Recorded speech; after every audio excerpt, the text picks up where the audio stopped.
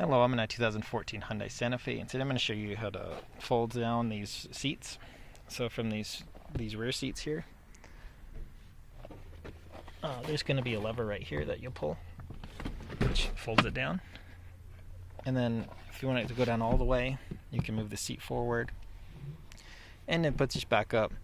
You just push it back into place, and it'll lock in place. If you happen to have a third row seat, you might check, there might be a cord here you can pull, and there's typically like a lever up here you can pull as well. But for these ones, it's activated with this on both sides.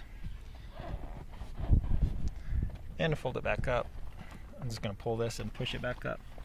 Kind of need two hands to do it, so I don't know how to do this with the camera, but you pull this and then pull this up with your other hand at the same time, and adjust the front seats. As long as you've got power to your vehicle. This is an electronic motor here, but this will move it up, back, and then this will adjust the back forward or back. But I hope this is helpful. Hope you have a wonderful day.